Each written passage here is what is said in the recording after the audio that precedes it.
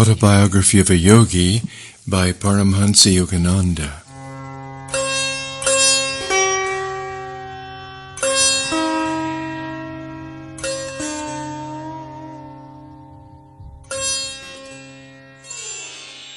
Chapter 27. Founding a Yoga School at Ranchi. Why are you averse to organizational work? Master's question startled me a bit. It is true that my private conviction at the time was that organizations were a hornet's nest. It is a thankless task, sir, I answered. No matter what the leader does or does not do, he is criticized. Do you want the whole divine chana or milk curd for yourself alone? My guru's retort was accompanied by a stern glance. Could you or anyone else achieve God contact through yoga if a line of generous-hearted masters had not been willing to convey their knowledge to others? He added, God is the honey, organizations are the hive. Both are necessary. Any form is useless, of course, without the spirit, but why should you not start busy hives full of the spiritual nectar? His counsel moved me deeply. Although I made no outward reply, an adamant resolution arose in my breast. I would share with my fellows, so far as lay in my power, the unshackling truths I had learned at my Guru's feet. Lord, I prayed, may thy love shine forever on the sanctuary of my devotion, and may I be able to awaken that love in other hearts. On a previous occasion, before I had joined the monastic order, Sri Yukteswar had made a most unexpected remark. How you will miss the companionship of a wife in your old age, he had said. Do you not agree that the family man, engaged in useful work to maintain his wife and children, thus plays a rewarding role in God's eyes? Sir, I had protested in alarm, you know that my desire in this life is to espouse only the cosmic beloved. Master had laughed so merrily that I understood his observation was made merely as a test of my faith. Remember, he had said slowly, that he who discards his worldly duties can justify himself only by assuming some kind of responsibility toward a much larger family. The ideal of an all-sided education for youth had always been close to my heart. I saw clearly the arid results of ordinary instruction aimed only at the development of body and intellect. Moral and spiritual values, without whose appreciation no man can approach happiness, were yet lacking in the formal curriculum. I determined to found a school where young boys could develop to the full stature of manhood. My first step in that direction was made with 7 children at Dihika, a small country site in Bengal. A year later, in 1918, through the generosity of Sir Manindra Chandra Nandi, the Maharaja of Kasim Bazar, I was able to transfer my fast-growing group to Ranchi. This town in Bihar, about 200 miles from Calcutta, is blessed with one of the most healthful climates in India. The Kasim Bazar Palace at Ranchi was transformed into the headquarters for the new school, which I called Brahmacharya Vidyalaya. A Vidyalaya is a school, and a Brahmacharya here refers to the 4 stages of the Vedic plans for man's life.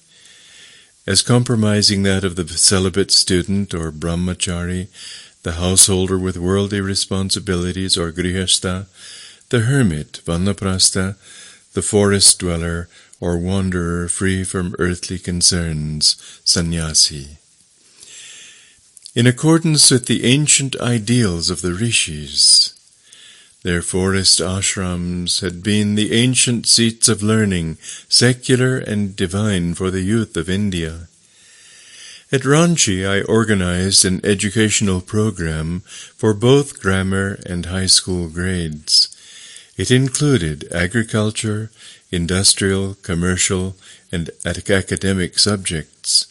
The students were also taught yoga concentration and meditation, and a unique system of physical development, yogoda, whose principles I had discovered in 1916.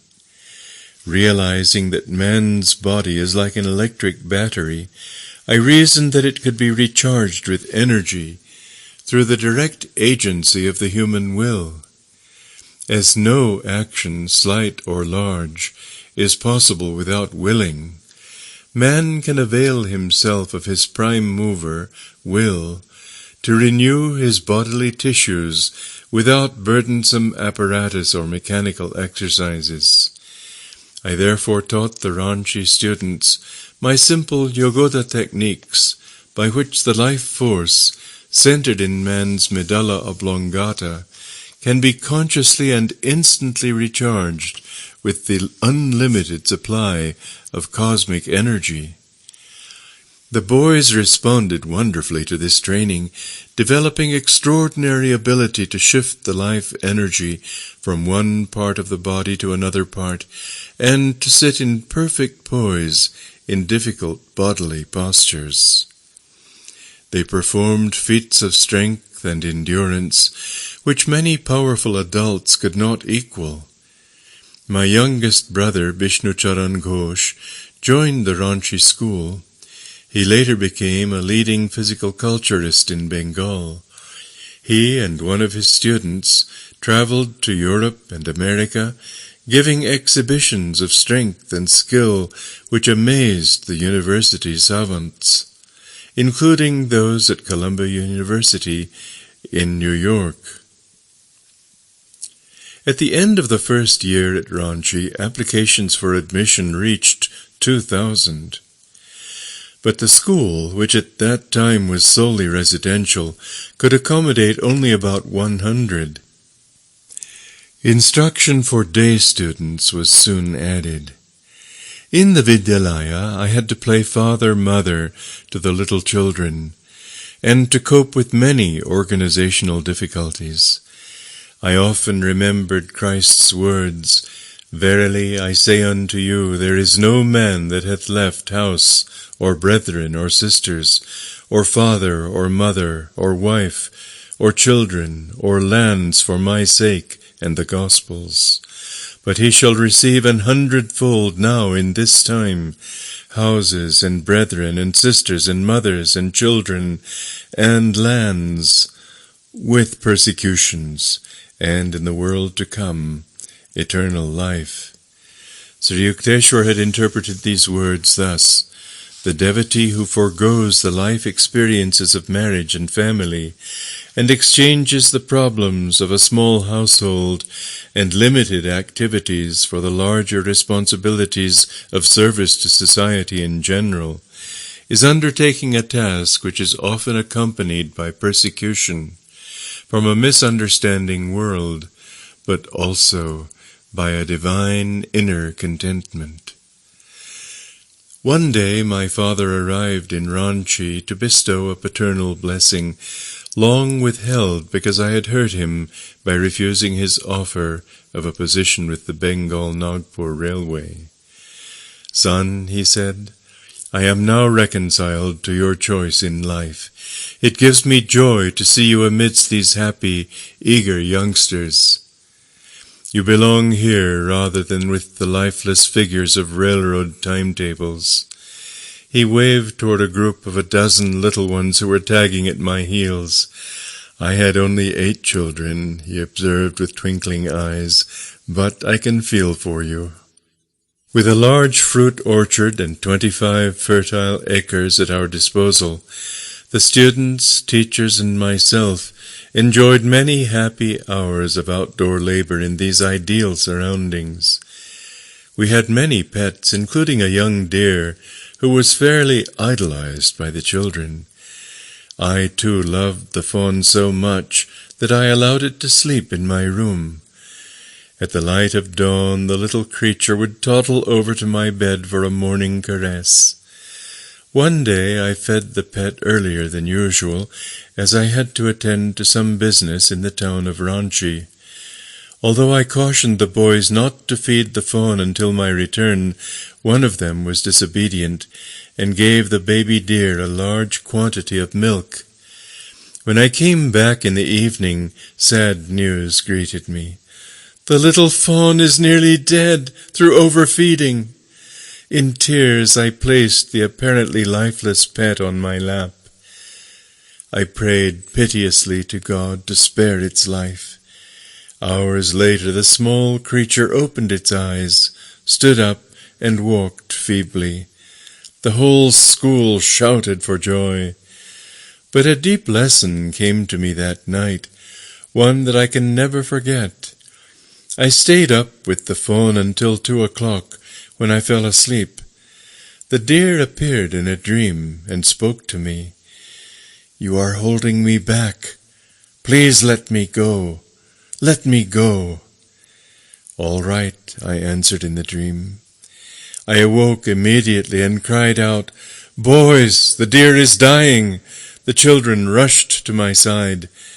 I ran to the corner of the room where I had placed the pet. It made a last effort to rise, stumbled toward me, then dropped at my feet, dead. According to the mass karma which guides and regulates the destinies of animals, the deer's life was over, and it was ready to progress to a higher form. But my deep attachment, which I later realized was selfish, and by my fervent prayers, I had been able to hold it in the limitations of the animal form from which the soul was struggling for release. The soul of the deer made its plea in a dream because, without my loving permission, it either would not or could not go. As soon as I agreed, it departed. All sorrow left me. I realized anew that God wants His children to love everything as a part of Him, and not to feel delusively that death ends all. The ignorant man sees only the unsurmountable wall of death, hiding, seemingly forever, his cherished friends.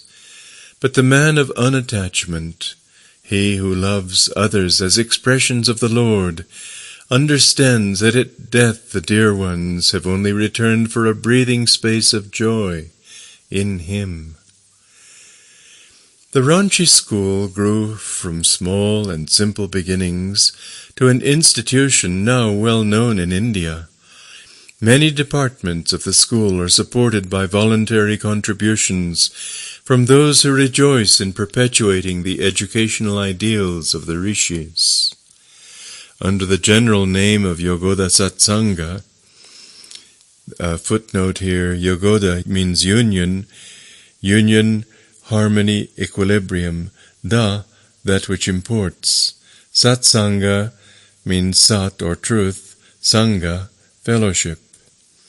In the West, to avoid the use of a Sanskrit name, the Yogoda Satsanga movement has been called the Self-Realization Fellowship. So, under the general name of Yogoda Satsanga, flourishing branch schools have been established at Midnapur, Lakshmanpur, and Puri. The Ranchi headquarters maintains a medical department where medicines and the services of doctors are supplied freely to the poor of the locality. The number treated has averaged more than 18,000 persons a year. The Vidyalaya has made its mark, too, in Indian competitive sports and in the scholastic field, where many Ranchi alumni have distinguished themselves in later university life.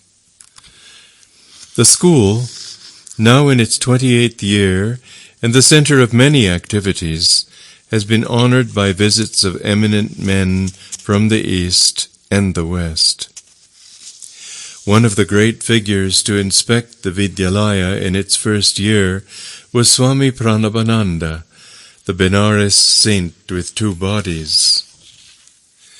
As the great master viewed the picturesque outdoor classes held under the trees, and saw in the evening that young boys were sitting motionless for hours in yoga meditation, he was profoundly moved. "Joy comes to my heart," he said, "to see that Lahiri Mahashaya's ideals for the proper training of youth are being carried on in this institution. My Guru's blessings be on it." A young lad sitting by my side ventured to ask the great yogi a question. "Sir," he said, "shall I be a monk? Is my life only for God?" Though Swami Paramahamsa smiled gently, his eyes were piercing the future. "Child," he replied, "when you grow up there is a beautiful bride waiting for you." The boy did eventually marry, after having planned for years to enter the Swami order. Some time after Paramahamsa had visited Ranchi, I accompanied my father to the Calcutta house where the yogi was temporarily staying. Paramahamsa's prediction, made to me so many years before, came rushing to my mind. "I shall see you with your father later on." As father entered the Swami's room, the great yogi rose from his seat and embraced my parent with loving respect. "Bhagavati," he said, "what are you doing about yourself? Don't you see your son racing to the infinite?" I blushed to hear his praise before my father. The Swami went on, "You recall how often our blessed Guru used to say, 'Banata, Banata, Banjai.'" Footnote here, one of Lahiri Mahashaya's favorite remarks, given as encouragement for his students' perseverance. A free translation is, striving, striving, one day behold the divine goal. So keep up Kriya Yoga ceaselessly, and reach the divine portals quickly. The body of Paramahamsa, which had appeared so well and strong during my amazing first visit to him in Benares, now showed definite aging, though his posture was still admirably erect. "Swamiji," I inquired, looking straight into his eyes, "please tell me the truth. Aren't you feeling the advance of age? As the body is weakening, are your perceptions of God suffering any diminution?" He smiled angelically. "The beloved is more than ever with me now." His complete conviction overwhelmed my mind and soul. He went on, "I am still enjoying the 2 pensions, one from Bhagavati here, and one from above." Pointing his finger heavenward, the saint fell into an ecstasy. His face lit with a divine glow, an ample answer to my question. Noticing that Paramahamsa's room contained many plants and packages of seed, I asked their purpose. "I have left Benares permanently," he said. "I am now on my way to the Himalayas. There I shall open an ashram for my disciples. These seeds will produce spinach and a few other vegetables. My dear ones will live simply, spending their time in blissful God union. Nothing else is necessary." Father asked his brother disciple when he would return to Calcutta. "Never again," the saint replied. "This year is the one in which Lahiri Mahashaya told me I would leave my beloved Benares forever and go to the Himalayas, there to throw off my mortal frame." My eyes filled with tears at his words, but the Swami smiled tranquilly. He reminded me of a little heavenly child, sitting securely on the lap of the Divine Mother. The burden of the years has no ill effect on a great yogi's full possession of supreme spiritual powers. He is able to renew his body at will, yet sometimes he does not care to retard the aging process, but allows his karma to work itself out on the physical plane. using his old body as a time-saving device to exclude the necessity of working out karma in a new incarnation. Months later I met an old friend, Sanandan, who was one of Pranabananda's close disciples. "My adorable Guru is gone," he told me amid sobs. He established a hermitage near Rishikesh and gave us loving training. When we were pretty well settled and making rapid spiritual progress in his company, he proposed one day to feed a huge crowd from Rishikesh. I inquired why he wanted such a large number. "This is my last festival ceremony," he said. I did not understand the full implications of his words. Pranabanandaji helped with the cooking of great amounts of food. We fed about 2,000 guests. After the feast, he sat on a high platform and gave an inspired sermon on the infinite. At the end, before the gaze of thousands, he turned to me as I sat beside him on the dais and spoke with unusual force. "Sanandan, be prepared. I am going to kick the frame." After a stunned silence, I cried loudly, "Master, don't do it! Please, please don't do it!" The crowd was tongue-tied, watching us curiously. My Guru smiled at me, but his solemn gaze was already fixed on eternity. "Be not selfish," he said, "nor grieve for me. I have been long cheerfully serving you all. Now rejoice and wish me Godspeed. I go to meet my cosmic beloved." In a whisper, Pranabanandaji added, "I shall be reborn shortly. After enjoying a short period of the infinite bliss, I shall return to earth and join Babaji. You shall soon know when and where my soul has been encased in a new body." He cried again, "Sanandan, here I kick the frame by the second Kriya Yoga." He looked at the sea of faces before us and gave a blessing. Directing his gaze inwardly to the spiritual eye, he became immobile. While the bewildered crowd thought he was meditating in an ecstatic state, he had already left the tabernacle of flesh and plunged his soul into the cosmic vastness. The disciples touched his body, seated in the lotus posture, but it was no longer the warm flesh. Only a stiffened frame remained. The tenant had fled to the immortal shore. I inquired where Pranabananda was to be reborn. "That is a sacred trust I cannot divulge to anyone," Sanandan replied. "Perhaps you may find out some other way." Years later I discovered from Swami Keshavananda that Pranabananda, a few years after his birth in a new body, had gone to Badrinarayan in the Himalayas, and there joined a group of saints around the